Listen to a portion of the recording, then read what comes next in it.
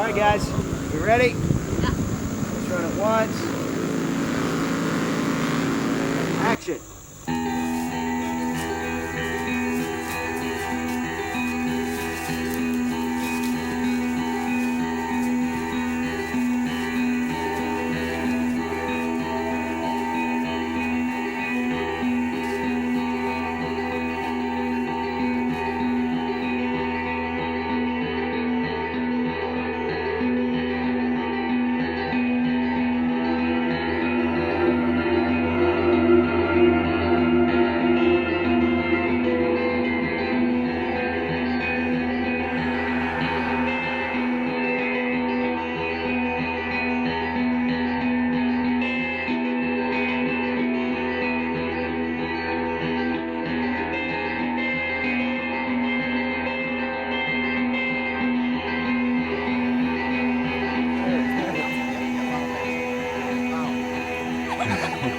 Hey guys.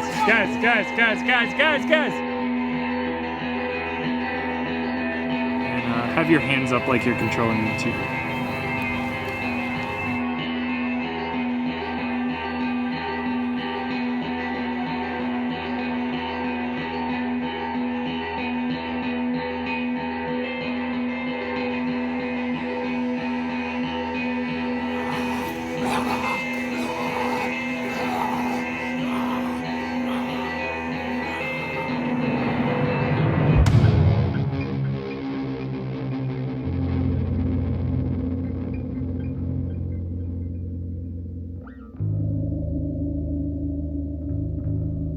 A man named Eli enters town in search of medicine for his son Thomas. He crosses paths with Laura Hughes, her abusive husband Mark, and Laura's secret lover Andrew. It's revealed that Laura has been bitten by an eater, this world's zombie. Andrew is consequently infected. This intersection of characters culminates in an all-out brawl that leaves all the men unconscious, or in Andrew's case, dead. Laura escapes into the city alone.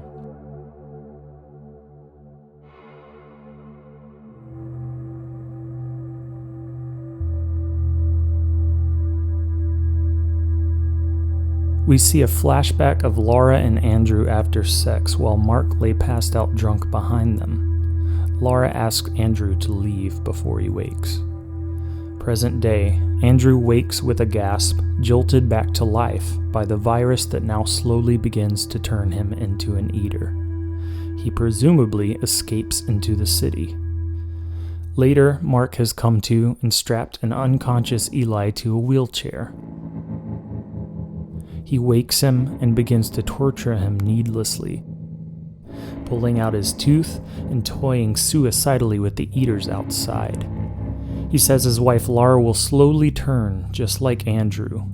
He explains the virus jump-starts the heart if you die, and a full death requires a headshot once infected. Meanwhile, Laura ditches her boots and runs free. She realizes the eaters don't attack her, even when she is violent with them. She questions her new existence, wondering if the eaters are afraid of her. Mark continues to torture Eli until Eli is scared for his life and reveals he has a kid.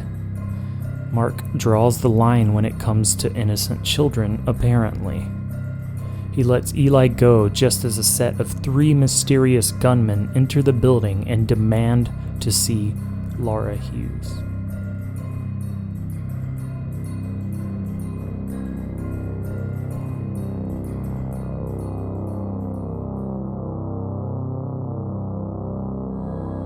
We see a flashback of Laura escaping her sleeping husband. She watches the sun rise atop a parking garage only to be bitten by an eater moments later.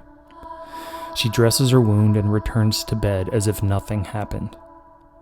Present day, the 3 mysterious mercenaries are revealed: PTSD-riddled hoarder, rationalist Gabe, and his girlfriend and recovering alcoholic Ariel.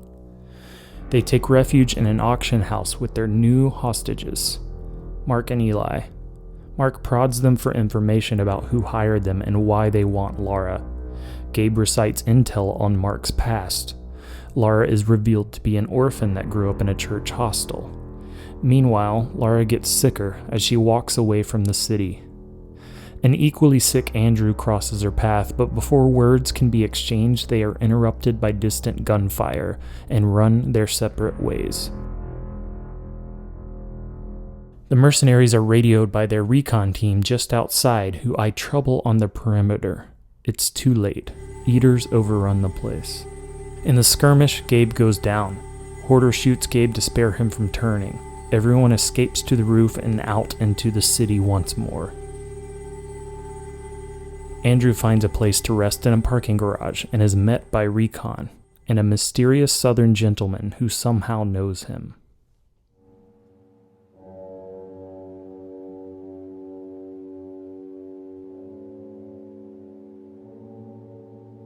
We see a flashback of Eli's sick son Thomas. He is infected, but Eli and his wife Victoria are in denial. Victoria's sister looks on disapprovingly. The couple argue as Eli decides to trek into town for medicine, leaving the family defenseless. Present day, the mercenaries and their hostages move further into the wilderness, deciding to return to Eli's house. Ariel confronts Horder for killing Gabe. Horder posits that Gabe wanted to die. Meanwhile, Lara learns that not only do the Eaters avoid her, she can control them. She hallucinates a man in a beekeeper outfit that she irrationally believes is her father. He warns her to not forsake her ability to control them, before disappearing.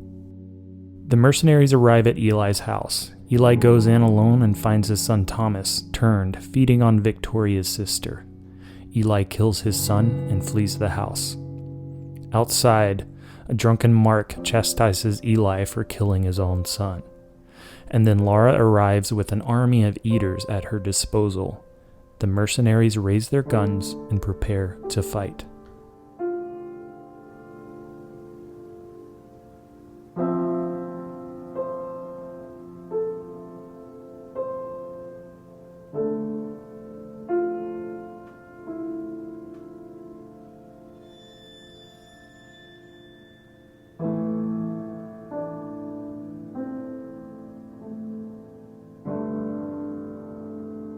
We flash back to see Ariel suspiciously taking notes during a small church service. The reverend at the pulpit is the mysterious southern gentleman that approached Andrew. We watch as the sinister sermon devolves into spectacle. A younger Lara is brought before the congregation and an exorcism is performed. The reverend's followers, women in cultish white dress, hold Lara down as she flails. The exorcism is deemed a success and the crowd cheers. The Reverend slips Lara some cash for a job well done. It was all an act, and Ariel sees everything. Present day, Andrew wakes in the Reverend's compound. The Reverend has medicine that will prevent the virus from spreading. He offers Andrew his humanity in exchange for luring Lara back to him. The Reverend is revealed to be the mercenary's powerful client as he receives radio confirmation that Lara has been spotted. The fight in the field ensues and things get ugly. Lara is meant to be taken in alive, but as Horder is filled with a PTSD-driven rage, he almost kills her. Horder is stopped in his tracks, shot in the back by none other than Ariel. Ariel tells Lara to have the Eaters stand down. When the dust has settled, they lock a wounded Horder away, and Ariel attempts to explain the situation. Ariel is a journalist, posing as one of the Reverend's men in order to expose Aurelia Corporation to the world. They created the virus in a lab at the behest of billionaire conman Reverend Matthew Laramie. She further explains that Lara Hughes is the mother of the virus. The Reverend provided her DNA as a base during her time at the hostel. This is presumably why Lara can control the Eaters. Back at Reverend HQ, Andrew reluctantly accepts the offer to work for him.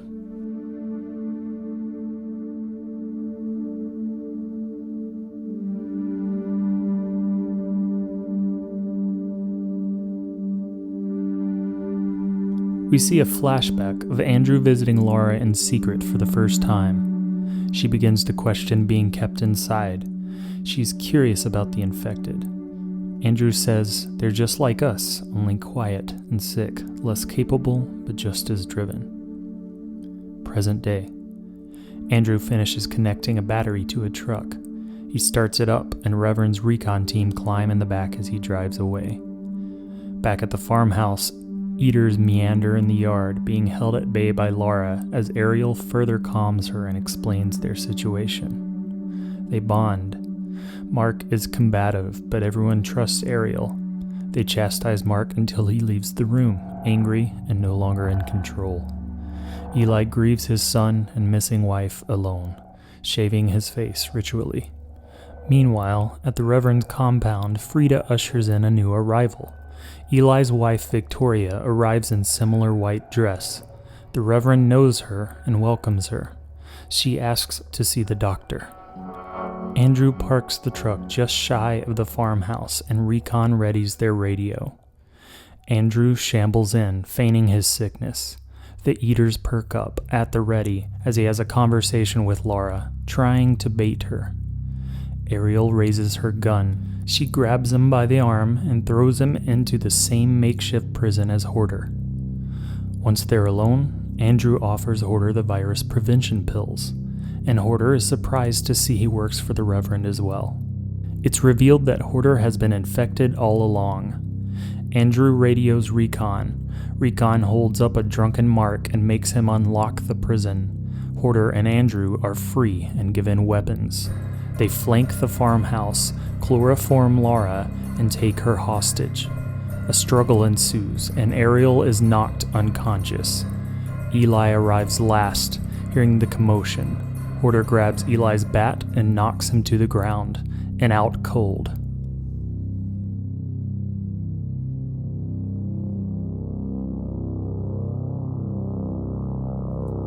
We see a flashback of Mark and Laura in couples counseling. There's discussion of their shared childhood trauma. The counselor hesitates to push the topic, but Mark makes a scene and forces Laura to talk about the Reverend, her abuser.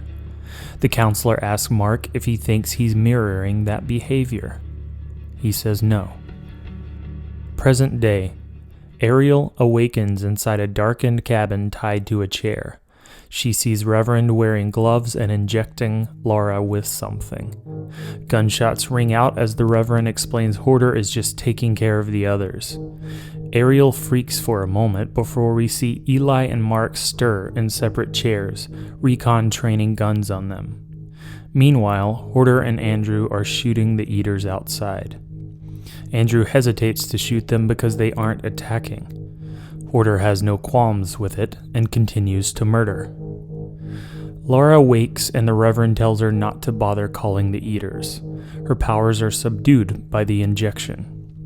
He addresses everyone in the room, gives a twisted sermon, and then announces he'll be taking Ariel, the double agent, prisoner to pay for her crimes. He offers Laura a place at his side to be his queen of the eaters. He says to come back to the hostel when she's ready, giving her the freedom to choose. Recon, Horder, and Andrew leave with the Reverend and their hostage, Ariel. This leaves Laura, Mark, and Eli. The bulk of the episode is then a heated conversation between Mark and Laura, hashing out their broken relationship, while Eli plays mediator. Mark brings up a miscarriage and blames Laura for not wanting a child.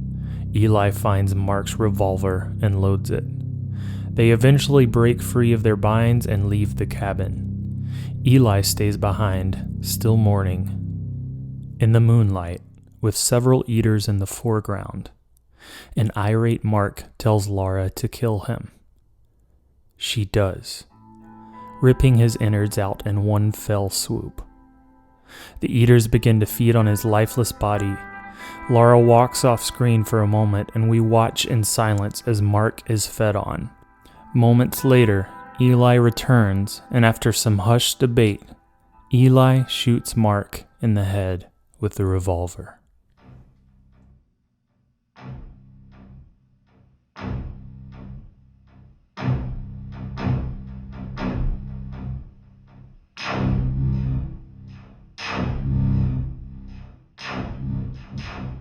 We see a flashback of a familiar face, an eater that's been in almost every chapter. Only now he is human. This is Patient Zero. He walks an evening city street and ducks into a small medical office. He hands the receptionist a receipt and he is taken to a darkened back room where a man in a lab coat enters and injects him with something. He then tells him he's all set and Patient Zero walks back into the city. We follow him into a bar where pre-outbreak Hoarder, Gabe, and Ariel sit and share laughs and beers in the background. Patient Zero eyes a girl sitting alone. He offers to buy her a drink. She smiles and accepts. Present day, we see Andrew's truck was left at the cabin. Eli finishes hot wiring it and then asks Laura, who is just outside, if she's ready. She nods and climbs in the passenger seat. They share a heartfelt conversation on the ride, and Eli presents for the first time as a father figure.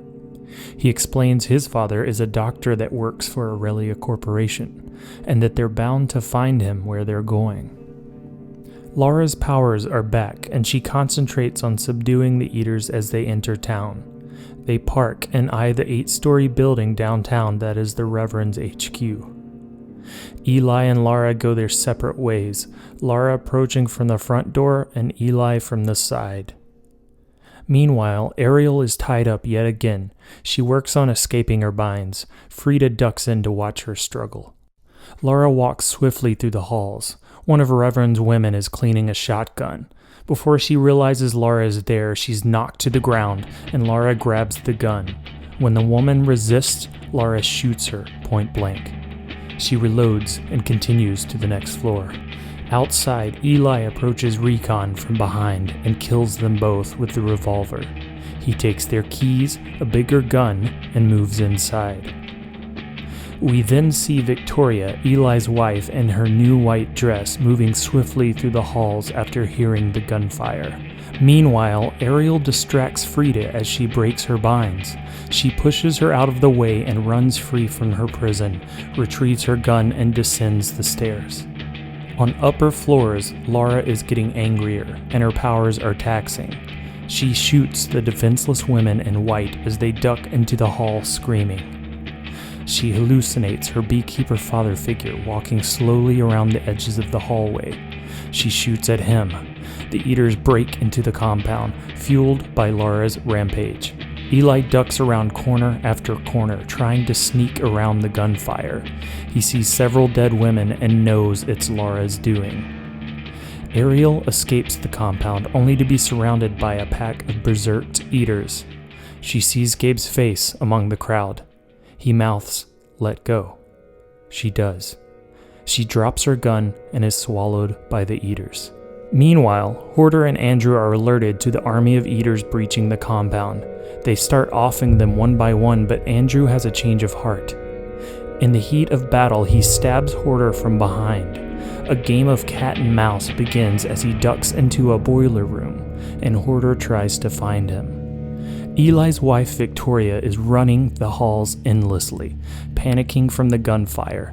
She turns a corner and is shot point blank by Laura. Hoarder and Andrew's battle comes to a head, literally, as Andrew catches him off guard once again and lands a headshot on Hoarder. He drops dead, and Andrew sees a group of eaters entering the boiler room. Eli turns a corner and finds his wife propped against a wall, dead. He touches her and cries out in disbelief for a moment before noticing an access badge across her neck. He takes it and leaves, running from more gunfire. No time to process, no time to grieve. Laura enters an elevator, and there's a moment of calm as it climbs. When the door opens, Frida is standing there.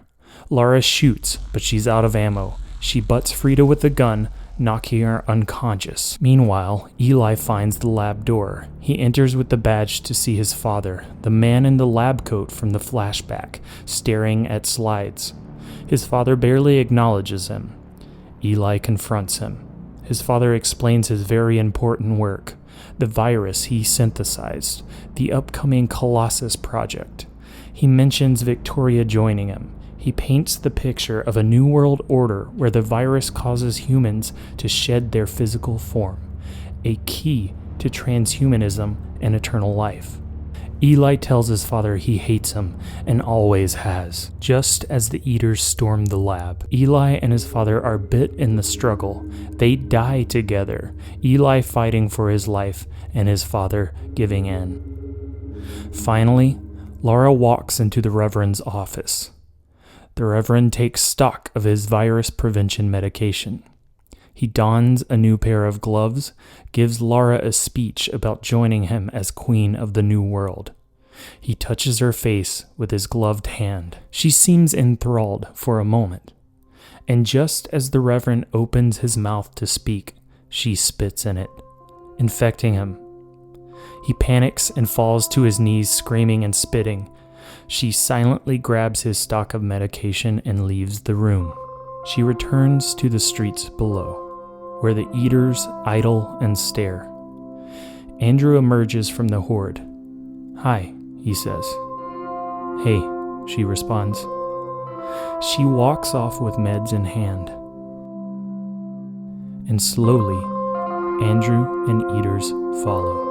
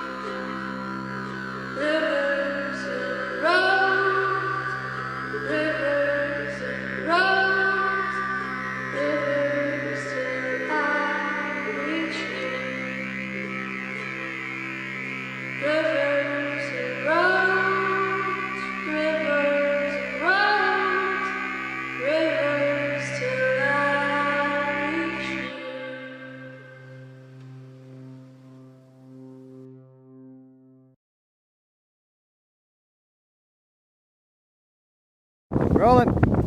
And action.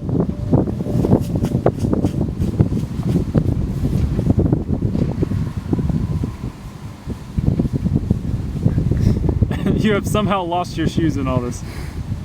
Did you now just... we're both barefoot. Don't actually drink that, that's really gross.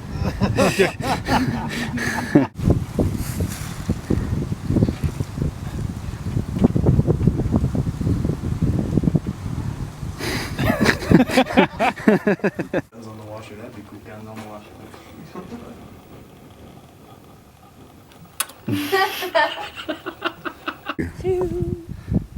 Dream come true. Oh, you're the only one for me. I'm recording all this. This is fantastic. 3, 5. Make you fall in love with me. If ever I believe my work is done, and I start back at work. Damn, I should have harmonized. I'm sorry.